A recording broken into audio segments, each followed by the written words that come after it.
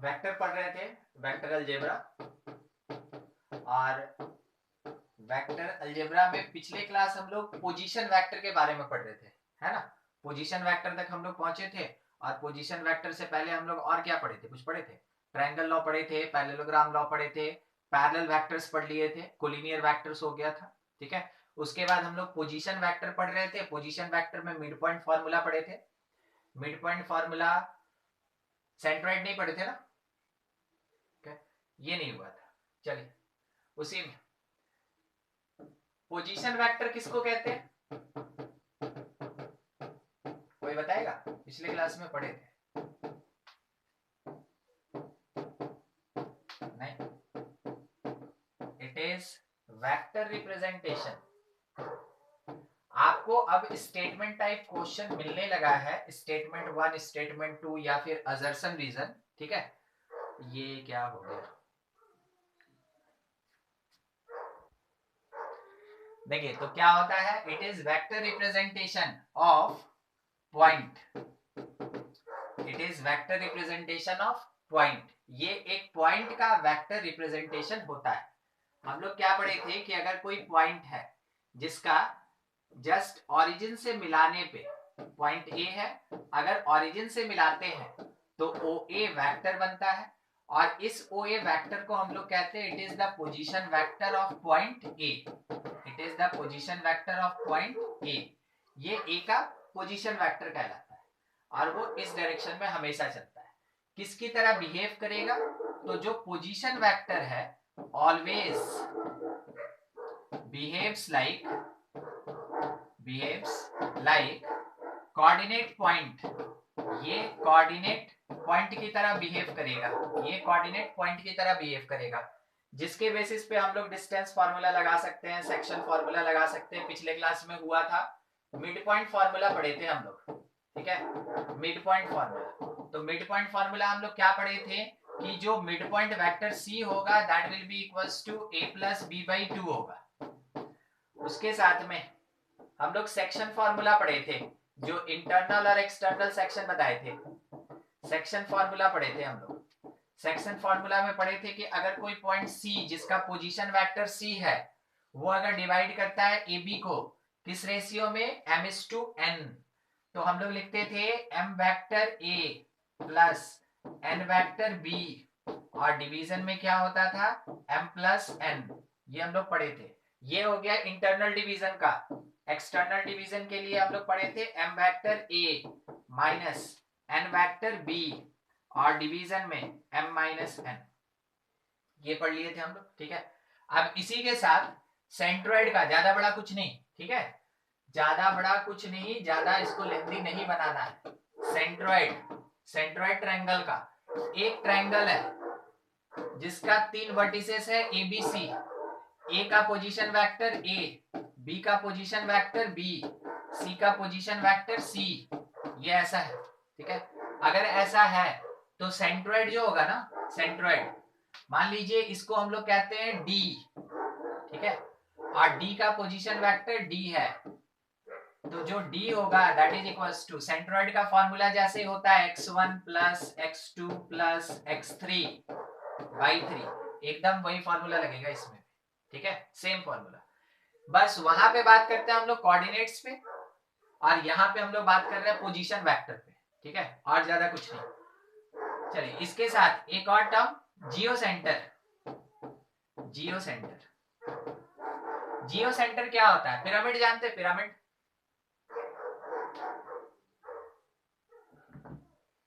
ऐसे होता है पिरामिड, नहीं देख, मतलब कभी मौका मिला है पिरामिड देखने का। हाँ सर, गूगल में। हाँ गूगल, गूगल में, ठीक है। हाँ वैसे भी हम लोग मिस्र नहीं जाने वाले हैं, ठीक है, कोई बात नहीं, जाने दीजिए। एटलीस्ट पिरामिडल शेप तो देख रहे हैं, ठीक है, पिरामिडल शेप देख रहे हैं। एक पिरामिडल शेप है, मतलब अमोनिया है, अमोनिया याद कीजिए, अमोनिया NH3, ठीक है। बताइए तो उसमें कितना ट्रायंगल होगा, 4 होगा।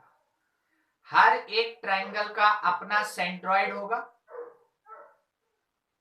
ठीक है, तो 4 ट्रायंगल का कितना सेंट्रोइड होगा, 4 सेंट्रोइड होगा। जब उन चारों सेंट्रोइड का हम सेंटर फाइंड करते हैं, जब चारों सेंट्रोइड का सेंटर फाइंड करते हैं उसको जियो सेंटर कहते हैं। तो सेंट्रोइड किस में एग्जिस्ट करता है, 2 डायमेंशनल ट्रायंगल में। जियो सेंटर किस में एग्जिस्ट करता है, 3 डायमेंशनल पिरामिड में। आया बात समझ में, जियो सेंटर कहां होगा, नहीं, हाँ ना, कुछ आ गया, ठीक है। मान लीजिए जैसे यहाँ पे ना मेरे पास एक ट्रायंगल है, ठीक है, ये बेस का ट्रायंगल है, ये बेस का ट्रायंगल है, और ऊपर में एक जगह एक पॉइंट है, इससे इसको मिलाए, ठीक है, इसी से इसको भी मिलाए, इससे इसको मिलाए, ठीक है। अब क्या हुआ कि बेस में एक ट्रायंगल था और ये ऐसे ऊपर उठ गया, तो एक साइड, 2 साइड, 3 साइड का ट्रायंगल और एक बेस का ट्रायंगल, कुल मिला के कितना, 4 ट्रायंगल। तो मेरे पास 4 पॉइंट भी है, मान लीजिए ए बी, यहाँ पे सी, यहाँ पे डी। तो इसका जो जियो सेंटर होगा ना, जियो सेंटर, उसको कह रहे हैं वेक्टर एफ, जियो सेंटर को वेक्टर एफ। वो और कुछ नहीं होगा, A plus B plus C plus D by 4 होगा। आया, सेंट्रोइड में क्या करते हैं, एबीसी बाई 3, और जियो सेंटर में क्या करते हैं, एबीसीडी बाई 4।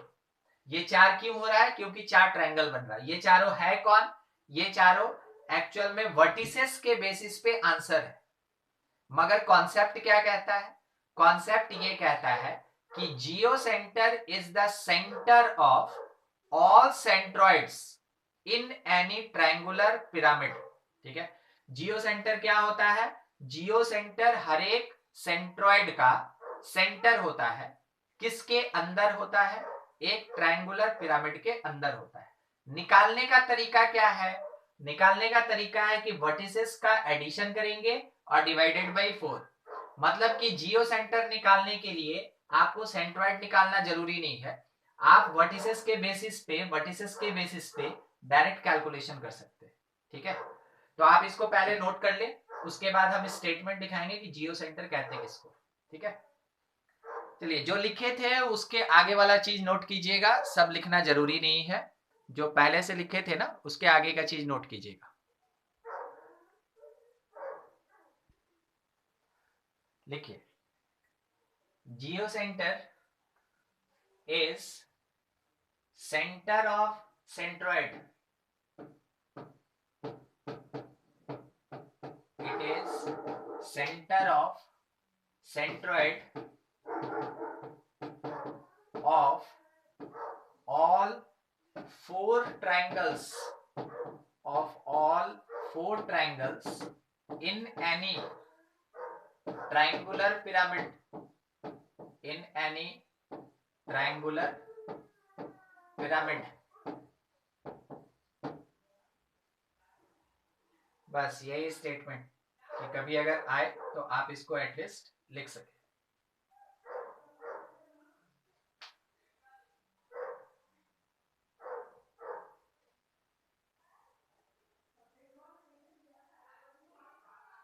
चलिए, हो गया, ठीक है।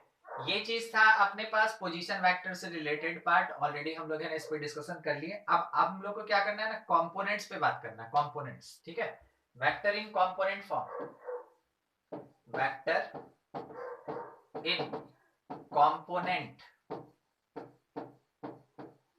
वेक्टर इन कंपोनेंट फॉर्म।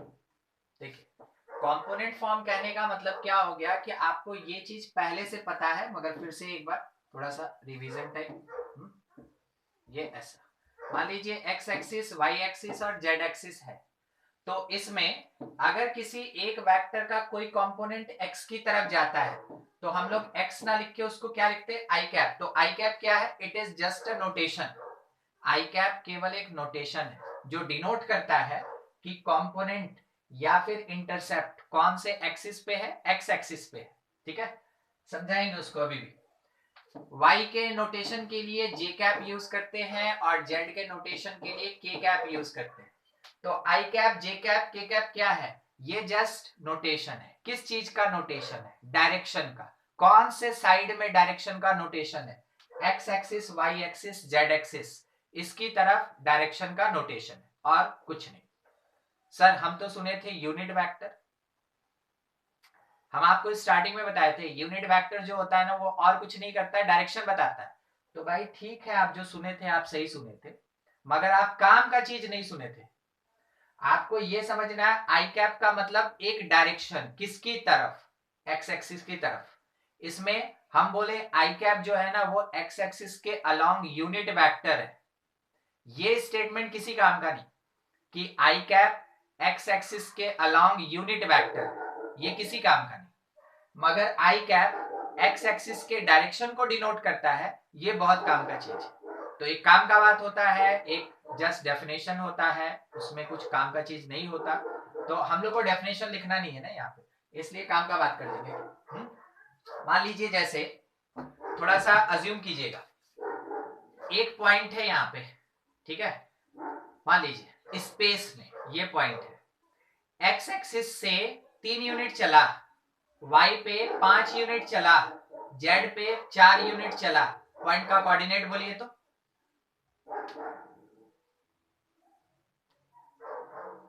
सर रिपीट कीजिए ना एक बार। ना, अब भूल गए आपने,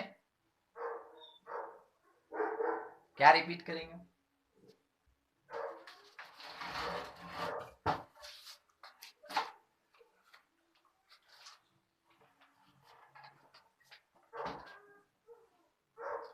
x axis, Y axis, Z axis दिख रहा है? Yes sir. एक्स पे चला 3 यूनिट, 3 एक्स पे चला 3 यूनिट, फिर वाई पे चला 5 यूनिट, ठीक है 5, और फिर जेड पे चला 4 यूनिट, ठीक है। पॉइंट का कोऑर्डिनेट बोलिए।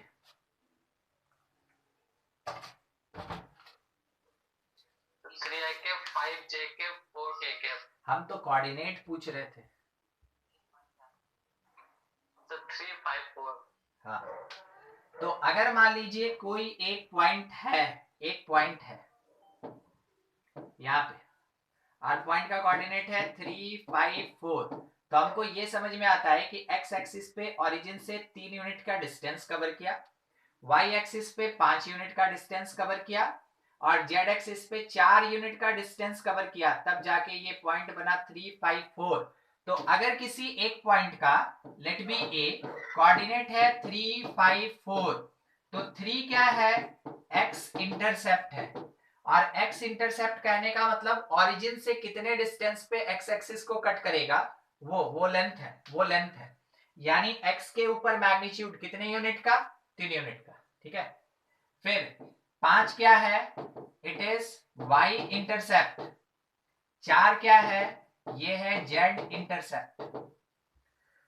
तो ये जो 3, 5, 4 है ना, ये आपको बता रहा है कि वो पॉइंट जो है x axis, Y axis, Z axis पे कितना इंटरसेप्ट फॉर्म करेगा, ठीक है। इंटरसेप्ट फॉर्म होने के बाद अब अगर हम इस वाले पॉइंट को, जिसको ए बोल रहे हैं, इसका अगर हम पोजीशन वेक्टर लिखना चाहें, ओ ए पोजीशन वेक्टर, हम क्या लिखेंगे? 3 जो एक्स की तरफ जा रहा है तो आई कैप, प्लस 5 जो वाई की तरफ जा रहा है जे कैप, प्लस 4 के कैप, ठीक है।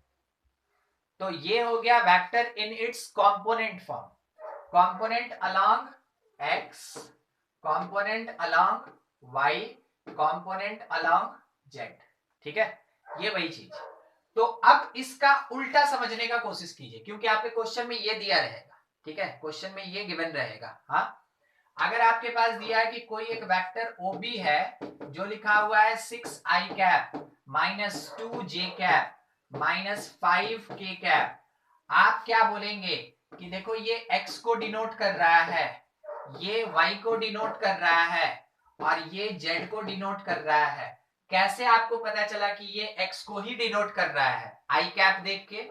तो i cap, j cap, k cap just notation है जो बताता है x axis, Y axis, Z axis की तरफ वेक्टर कितना यूनिट प्रोसीड कर रहा है, कितना यूनिट प्रोसीड कर रहा है। तो ये हो गया डायरेक्शन, ये हो गया magnitude, direction magnitude, direction magnitude, ठीक है। ये हुआ कंपोनेंट फॉर्म में। आपसे कोई बोला कि एक्स इंटरसेप्ट कितना, क्या answer? X intercept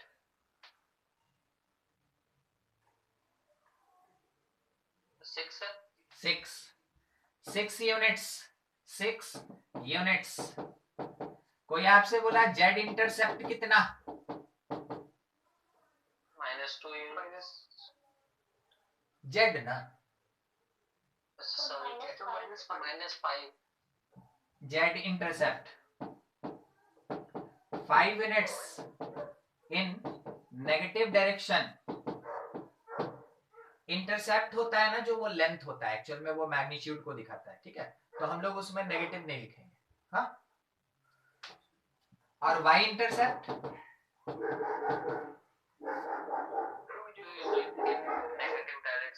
2 units in negative direction, 2 units in negative direction. अब अगर आप बात कर रहे हैं वाई इंटरसेप्ट का, तो नेगेटिव डायरेक्शन किस में? वाई एक्सिस पे। आप बात कर रहे हैं जेड इंटरसेप्ट का, तो नेगेटिव डायरेक्शन किस में? जेड की तरफ, ठीक है।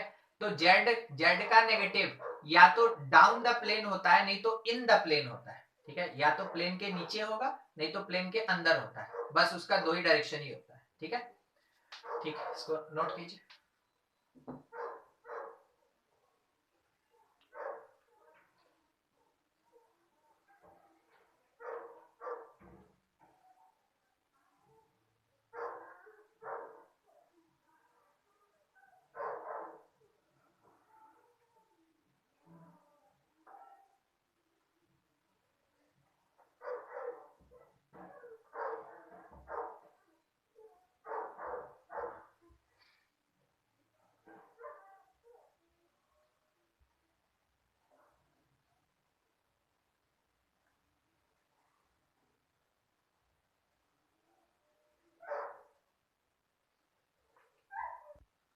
चलिए नेक्स्ट इसी में हम लोग कंटिन्यू करें। अब देखिए पिछले क्लास में जैसा बताए थे, पोजीशन वेक्टर के बेसिस पे हम लोग किसी वेक्टर को फाइंड कर सकते हैं, बस वही कॉन्सेप्ट लेके चल रहे हैं, ठीक है। मान लीजिए एक क्वेश्चन ये बोला ये गया कि if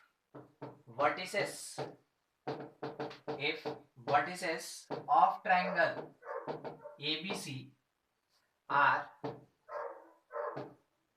3i cap plus k cap, comma 2i cap minus j cap plus 2k cap, comma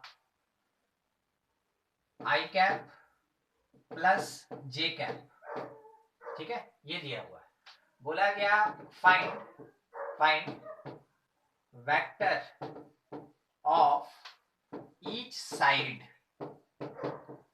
हर एक साइड का वेक्टर आप फाइंड कीजिए। आपको वर्टिसेस के लिए पोजीशन वेक्टर प्रोवाइडेड है, वर्टिसेस का पोजीशन वेक्टर प्रोवाइडेड है। आपको क्या करना है, हर एक साइड का साइड वेक्टर फाइंड करना है, ठीक है।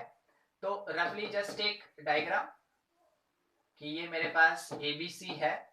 अब आपको कॉन्सेप्ट बता दे, जैसे ये लिखा ना position vector 3i plus k cap, आप वहां से देख के इसका कोऑर्डिनेट लिख सकते हैं कि ये 3 0 1 होगा। क्या आपको समझ में आया? यहां से ये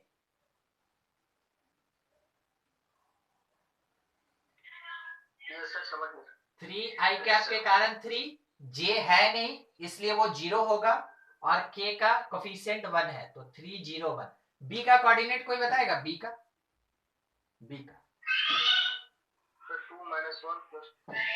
2 minus 1 2, और c का 1 कितना?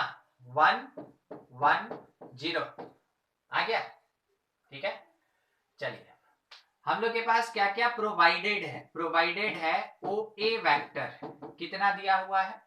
3i cap plus k cap. हम लोग के पास प्रोवाइडेड है OB वेक्टर, कितना दिया हुआ है? 2i cap minus j cap plus 2k। हम लोग के पास प्रोवाइडेड है OC वेक्टर, वो दिया हुआ है i cap plus J cap, ये है। डिमांड किस चीज का है? डिमांड है ए बी वेक्टर का। तो पिछले क्लास में पढ़े थे कि अगर कोई एक प्योर वेक्टर फाइंड करना होता है तो फाइनल माइनस इनिशियल करते हैं कि इनिशियल माइनस फाइनल करते हैं? फाइनल माइनस इनिशियल, यानी कि OB में से OA को सब्ट्रैक्ट करेंगे हम, OB में से OA को सब्ट्रैक्ट करेंगे हम। तो OB 2i माइनस जे, पहले तो एक्सप्लेन ना, बाद में हम शॉर्टकट आपको दे देंगे, J plus 2k minus OA 3i plus k, 3i plus k cap, ये हुआ। अब आपको इतना तो पता है कि i में से i ही ऐड या सब्ट्रैक्ट होगा क्योंकि दोनों का नेचर सेम है। तो 2i minus 3i minus i cap minus J, उधर कुछ नहीं, 2k माइनस k कैप, ये निकल गया कौन सा? Side vector. अब हम आपको एक सिंपल सा चीज दिखाते हैं। आप क्या कीजिए ना, b में से a को सब्ट्रैक्ट कीजिए, 2 minus 3 minus 1 minus 1 minus 0 minus 1, 2 minus 1 plus 1, आपको दिख गया?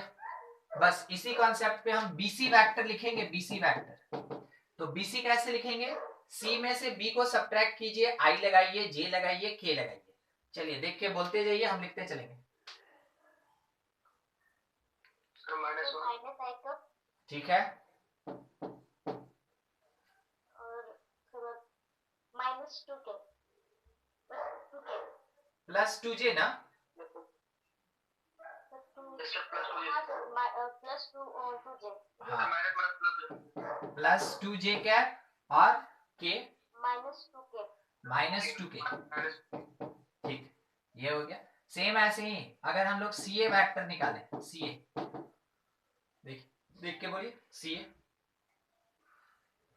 माइनस 2i कैप, माइनस 2 नहीं है, CA मतलब A माइनस C होगा ना, ठीक है,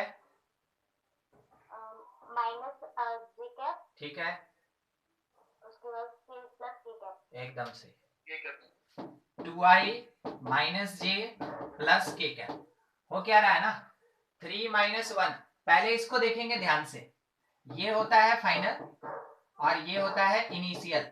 हमेशा फाइनल में से इनिशियल सब्ट्रैक्ट होगा, ठीक है। तो 3 माइनस 1 2 i कैप लगा दिए, 0 माइनस 1 माइनस जे कैप लगा दिए, 1 माइनस 0 प्लस k कैप लगा दिए। ये निकल गया मेरा तीनों का तीनों साइड वेक्टर, ठीक है, तीनों का तीनों साइड वेक्टर। अब देखिए एक सवाल ये है, find direction of BC vector, ठीक है। आप इसको नोट कर लें और जो ट्राई कर सकते हैं एकदम कीजिए, ठीक है, क्योंकि अब आगे का डिस्कशन मेरा इसी पे है। तो वेक्टर थोड़ा सा तो पढ़े हैं तो ट्राई कर सकते हैं ना, ऐसा कुछ नहीं, सही गलत कुछ ना कुछ तो होगा। नोट कर लीजिए और इसको निकालने का कोशिश कीजिए।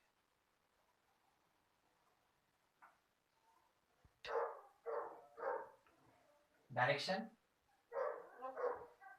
क्या? Minus 1/3 i cap plus 2/3 j cap minus 2/3 k cap. 1 to 2 था वो, किसका पूछे थे? BC का ना। एक बार शिवानी फिर से, minus 1/3 i cap plus 2/3 j cap minus 2/3 k cap, एकदम से ठीक है। देखिए अभी क्या किया गया ना कि जैसे आपसे डायरेक्शन पूछा जाएगा, डायरेक्शन ऑफ एनी वेक्टर, किसी भी वेक्टर का अगर डायरेक्शन पूछा जाएगा तो आप क्या करें, find its unit vector, find its unit vector. आप इसका यूनिट वेक्टर फाइंड कर लें। यूनिट वेक्टर निकालने का तरीका क्या होता है कि मान लीजिए अगर ये ऐसे दिया then it is pure vector, A I cap plus B J cap plus C K cap, ऐसा। अगर आप इसका मैग्नीट्यूड फाइंड करते हैं तो मैग्नीट्यूड क्या होगा, root under A square plus B square plus C square. Magnitude और कुछ नहीं होता है, अगर हम इस वेक्टर के हर एक एक्सिस के इंटरसेप्ट को लेंथ मान ले तो वो एक क्यूबॉइड बनाएगा, और उस क्यूबॉइड का जो डायगोनल होता है ना, वही पूरे के पूरे वेक्टर का मैग्नीट्यूड होता है। ठीक है, जब आप X intercept, Y intercept, Z intercept के बेसिस पे एक क्यूबॉइड बनाइएगा, तो उस क्यूबॉइड का जो डायगोनल का लेंथ होगा वही वेक्टर का मैग्नीट्यूड होता है। ठीक है,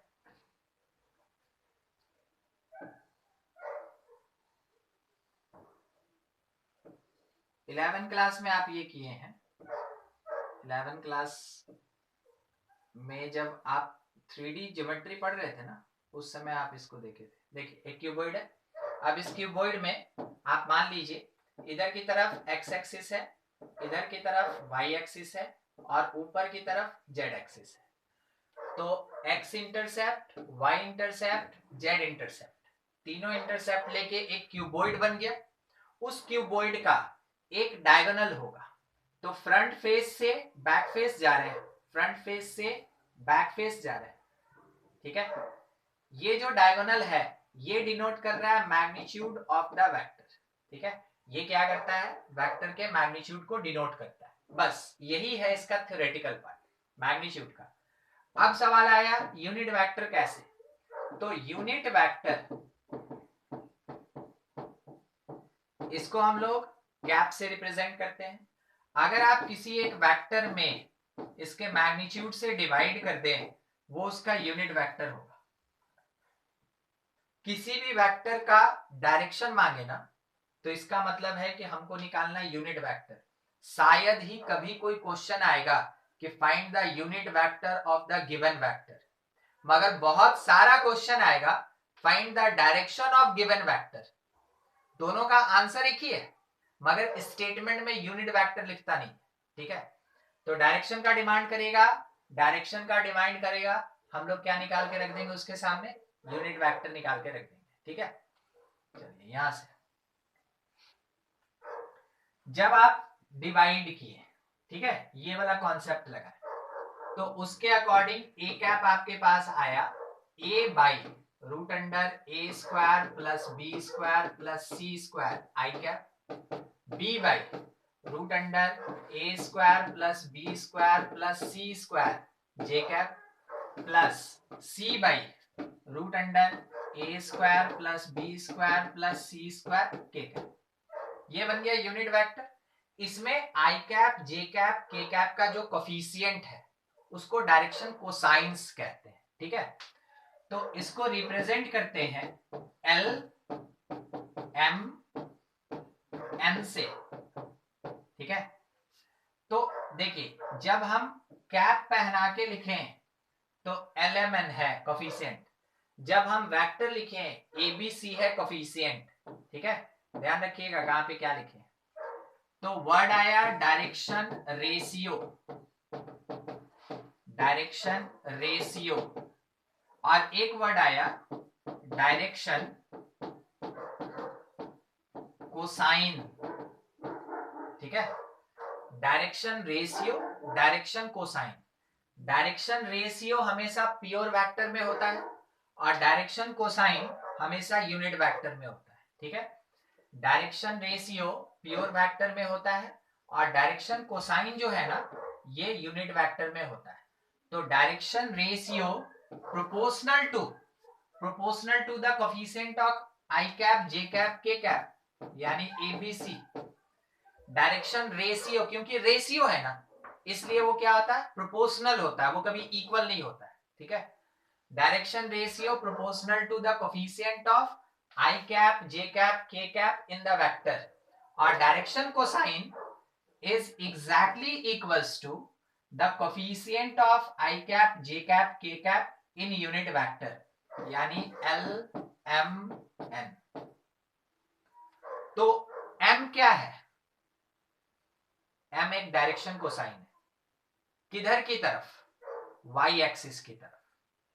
एन क्या है, एन भी एक डायरेक्शन कोसाइन है, किधर की तरफ, जेड एक्सिस की तरफ। एल क्या है, ये भी एक डायरेक्शन कोसाइन है, कौन से डायरेक्शन में, एक्स एक्सिस की तरफ।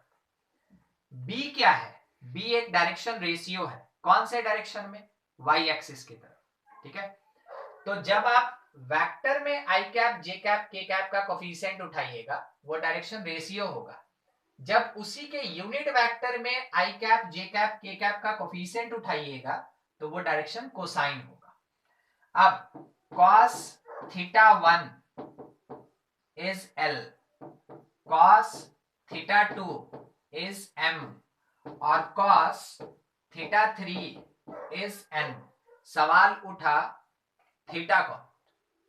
तो जब कभी भी कोई एक वेक्टर, देखिए ये मेरा वेक्टर है, ठीक है, और ये एक्स एक्सिस है, तो वेक्टर तो किसी ना किसी एक सर्टेन एंगल पे होगा, तो एक्स एक्सिस के साथ कुछ एंगल बनाएगा ये। ठीक है, बोलिए एक्स एक्सिस के साथ कुछ एंगल बनाएगा।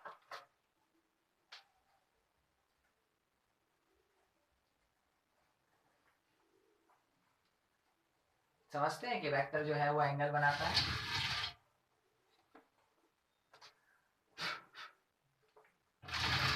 मेरा आवाज आ रहा है आप लोगों के पास?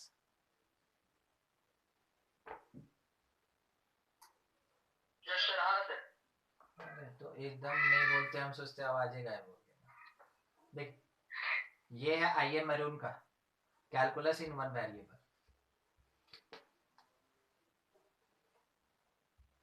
क्या आपको एक्स एक्सिस वाई एक्सिस और यहां पे जेड एक्सिस दिखा?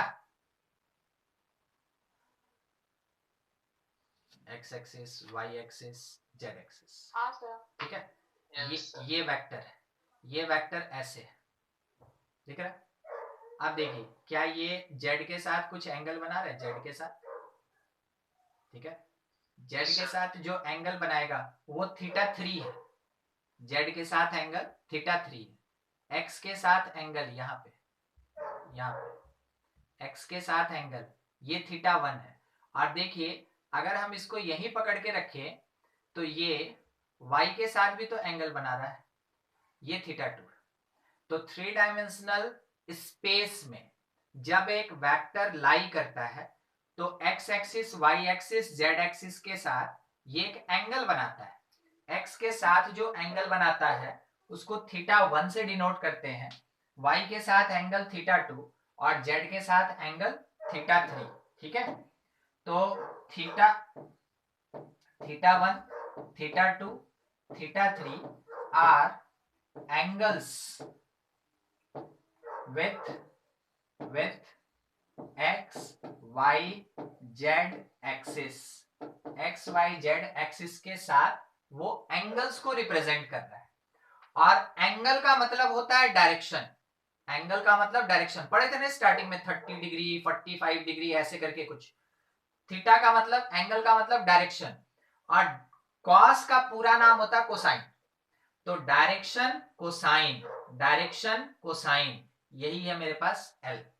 ठीक है, डायरेक्शन कोसाइन यही है N, डायरेक्शन कोसाइन यही है M।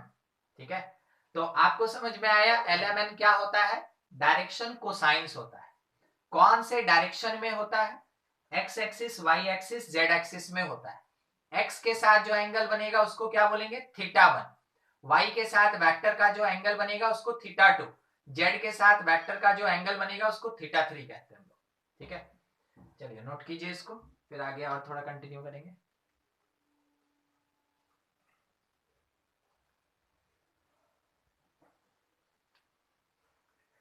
देखिए मान लीजिए जैसे आपको ये दिया गया vector a that is equals to -2i cap -j cap plus 2k cap. बोला गया find angle made by vector with z axis. ठीक है, जेड एक्सिस के साथ वेक्टर कितना एंगल बना रहा है ये चीज फाइंड करना है आप लोग को। जेड एक्सिस के साथ कितना एंगल बना रहा है ये फाइंड करना आप लोग को। ठीक है, हम लोग क्या करेंगे कि सबसे पहले ए कैप निकाल लेंगे। ए कैप कैसे निकालेंगे? -2i -j plus 2k cap, और इसके डिवीजन में रूट अंडर -2 का स्क्वायर 4, 1 का स्क्वायर फिर 2 का स्क्वायर 4, ये आ जाएगा 3। तो कह सकते हैं -2/3 आई कैप -1/3 जे कैप +2/3 के कैप। क्योंकि हमसे जेड एक्सिस के बारे में डिमांड किया ना, तो काम का चीज यही है के कैप वाला। तो आप कह सकते हैं कि cos θ3 जो है वो है 2/3, तो θ3 कितना होगा, इट इज cos इनवर्स 2/3। निकल गया कि जेड के साथ कितना एंगल बना रहा है। ठीक है, चलिए अगला चीज, एल का वैल्यू कितना, देख के बोलिए, एल का वैल्यू, एल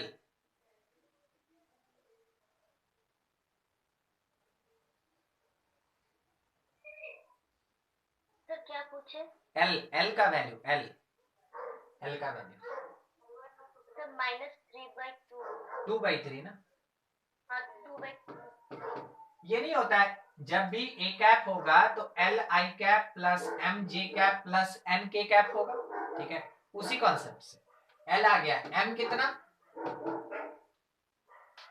-1/3। और एन 2/3।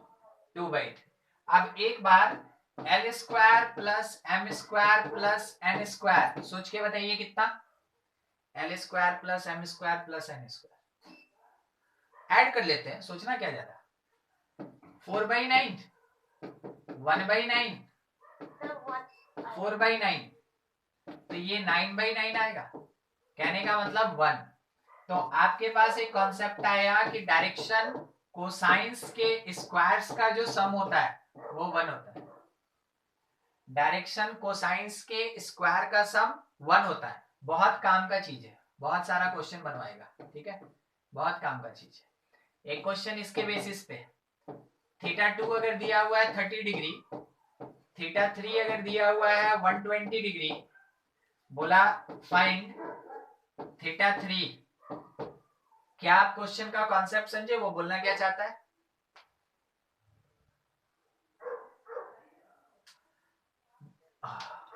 Yes sir. वो बोला ना कि y के साथ एंगल 30 डिग्री का है, z के साथ 120 है, तो x के साथ बताओ एंगल कितना होगा। ठीक है, वो यही कहना चाहता है और कुछ नहीं। समझे? नोट कर लीजिए इसको और उसको सॉल्व करके आंसर दीजिए।